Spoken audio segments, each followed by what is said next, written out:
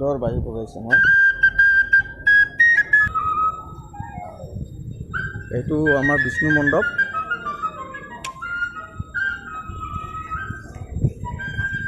আচল মন্দিৰটো ওপৰত আছে, শ্ৰী শ্ৰী মহাপ্ৰভু শুক্লেশ্বৰ দেৱালয়। আমি তালৈ নাযাওঁ, মই ইয়াৰ পৰা আপোনালোকক দেখুৱাই দিছোঁ। এইখন হ'ল শুক্লেশ্বৰ দেৱালয়। আমি ওপৰলৈকে নাযাওঁ আৰু এতিয়া, কাৰণ সময়ৰ অভাৱৰ কাৰণে আমি যাব নোৱাৰিলোঁ।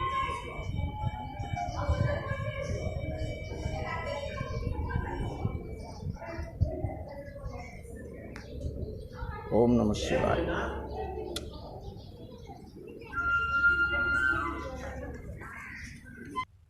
এইটো আচলতে এই কুৰুৱাৰ আটাইতকৈ ডাঙৰ এয়া শ্ৰী শ্ৰী বুঢ়া গোঁসাই থান বুলি লিখা আছে। আচলতে মই ভিতৰত দেখা পাইছিলোঁ আগতে, মানে তাত এটা ডাঙৰ শিৱলিংগ আছে। তো ইয়াতে শিৱৰাত্ৰি পূজাৰ দিনাখন বহুত ডাঙৰকৈ মানে শিৱ পূজা হয়।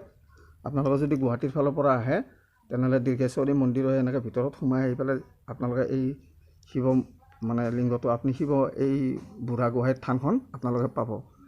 আহিবচোন ইয়ালৈ, বহুত সঁচাকৈ বহুত মানে মহত্বপূৰ্ণ কিছুমান মন্দিৰ আছে আমাৰ অসমত যিবিলাক মানে হেৰিত অহা নাই, মানে বহুত ডাঙৰ ডাঙৰ মন্দিৰ আছে, তীৰ্থস্থান আছে, বহুত সেনেকুৱা বহুত আছে। তো মই সেইকাৰণে আপোনালোকক দেখুৱাব বিচাৰিছোঁ, এইটো এটা বহুত ডাঙৰ মানে শিৱ লিংগ, মানে এইটো পৃথিৱীৰ সৃষ্টি হোৱাৰে লিংগ। এইটো বহুত ডাঙৰ লিংগ, বহুত ওখ, মানে মোটামুটি 9-10 ফুটৰ ওপৰত হ'ব। আপোনালোকক সম্পূৰ্ণ মই মন্দিৰটো এনেকৈ দেখুৱালোঁ, আপোনালোকে ভুল নুবুজিব। আচলতে মোৰ ভিতৰত সোমাই পেলাই আপোনালোকক দেখাবৰ কাৰণে তাৰমানে নোৱাৰিলোঁ, মই বাহিৰৰ পৰাই দেখুৱালোঁ। এইটো ছাইড গুৱাহাটীৰ পৰা আহিব পাৰি, এইটো ছাইড, আৰু এইটো ছাইডৰ পৰাও গুৱাহাটীৰ পৰা আহিব পাৰি, কিন্তু বহুত দূৰ ঘূৰিব লাগে। তো এইটোৱে আমাৰ ইয়াৰে বহুত আটাইতকৈ ডাঙৰ শিৱ মন্দিৰ, শ্ৰী শ্ৰী বুঢ়া গোঁসাই থান। এই আছে, ইয়াতে লিখা আছে শ্ৰী শ্ৰী বাসুদেৱ সত্ৰ, আৰু গাঁও খলিহৈ ৰামদেলি পাৰা, স্থাপিত 1945 চন। দেখিছে? তো ইয়াতে মাঘৰ মাহত আপোনাৰ ভাগৱত পাঠ হয়, হাজাৰ হাজাৰ মানুহ হয়, হাজাৰ হাজাৰ মানুহ, মানে গণনা কৰিব নোৱাৰি, ইমান মানুহ হয়, ৰাস্তাই ভূঞে মানুহ। আৰু মানে ইয়াতে এখন অগ্নি পূজাও হয়, তেতিয়া নাম কীৰ্তন বহুত কিবা কিবি। তো ল'ৰা ছোৱালীবিলাকে ইয়াতে এনেকৈ খেলি আছে, আপোনালোকে চাওক, ইয়াতে ফিল্ডত খেলি আছে, খুব ধুনীয়া পৰিৱেশ এটা। তো এইখন অংগনবাদী স্কুলো আছে ইয়াতে। তো এয়াই হ'ল গাঁও, আচল গাঁও বুলিবলৈ এয়াই হ'ল গাঁও। সম্পূৰ্ণ ৰাস্তাটো আপোনালোকক দেখুৱাই আছোঁ, ৰাস্তাৰ পৰা দেখুৱাই আছোঁ। হ'ব,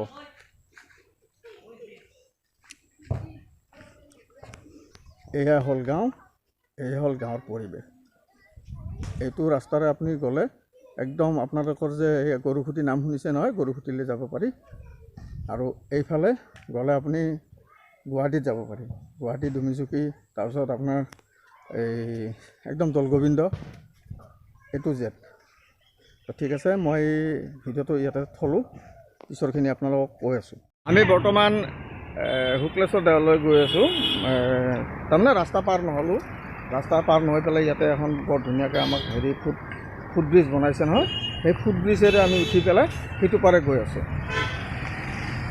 মই সম্পূৰ্ণ আপোনালোকক দেখুৱাই আছোঁ। আমি আচলতে শুক্লেশ্বৰ দেৱালয় নহয়, আচলতে আমি এখন গাঁৱলৈ যাবলৈ ওলাইছোঁ, তালৈকে যাম। কিন্তু তাৰ আগত যি মন্দিৰ বা আমি মানে দেৱালয় পাম, গোটেইখিনি আপোনালোকক দেখুৱাব চেষ্টা কৰিম। এইফালৰ পৰা আহিছোঁ আৰু এইফালে যাম, আমি ফেৰী ঘাটত যাম, জাহাজত উঠিম, উঠি পেলাই সিপাৰ হ'ম, দৌলগোবিন্দ মন্দিৰত যাম। দৌলগোবিন্দ মন্দিৰৰ পৰা দীৰ্ঘেশ্বৰীৰ পৰা ডাইৰেক্ট য'ত যাব ওলাই আহিছোঁ তালৈকে যাম, আৰু তাৰে পৰিচয়খিনি মই আপোনালোকক দেখুৱাই দিম।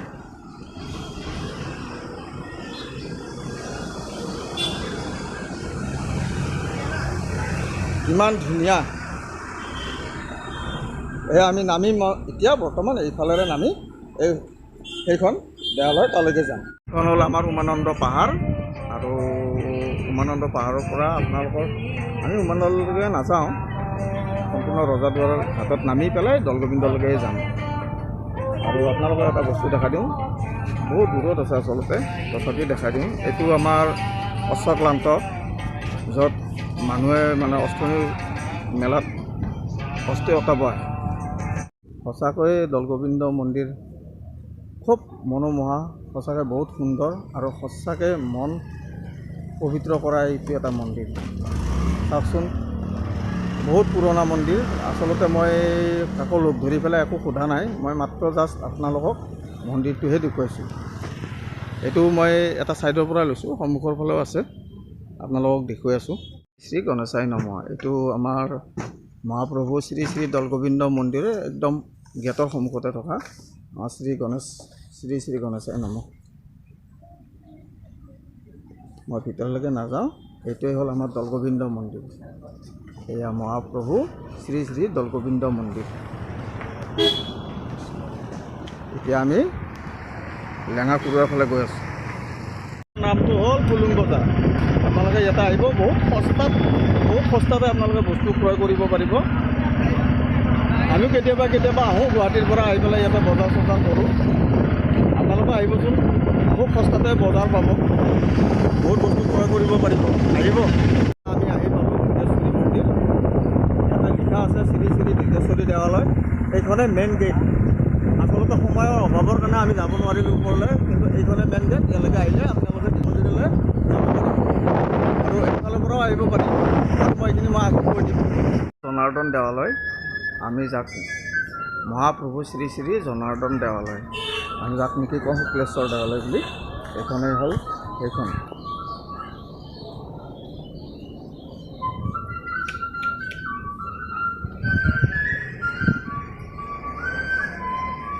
আমি যদি গুৱাহাটীৰ ফালৰ পৰা আহোঁ তেনেহ'লে আমি আহি পেলাই এইটো ফুলুং চক বুলি কয়, এই ফুলুং চকৰ পৰা আমি ৰাইট চাইডে সোমাব লাগিব। এই আমি ৰাইট চাইডে সোমালোঁ, ৰাইট চাইডে সোমাই পেলাই আৰু কিছু দূৰ গ'লে আমি দীৰ্ঘেশ্বৰী মন্দিৰ পামগৈ। এয়া আমি ৰাইট চাইডে সোমাই এয়া গৈ আছোঁ আগুৱাই। দাদাই গাড়ী চলাই আছে, আমাক আগুৱাই লৈ গৈ আছে। সুন্দৰ গাড়ী চলাই, সুন্দৰ ধুনীয়াকৈ লৈ গৈ আছে আমাক আগুৱাই। মন্দিৰটোৰ অপজিটতে এইটো মানে শ্ৰী শ্ৰী বাণেশ্বৰ দেৱালয়। আপোনালোকে ইয়াতেও দৰ্শন হ'ব পাৰে, আহিব দৰ্শন হ'বলৈ। বজাৰখন ৰবিবাৰ আৰু বুধবাৰেহে বহে, বাদ বাকীকেইটা বাৰত আপুনি ইয়াতে বজাৰ নাপাব। ৰবিবাৰ আৰু বুধবাৰ আহিব, একদম সস্তাতে শাক চব্জি যি লাগে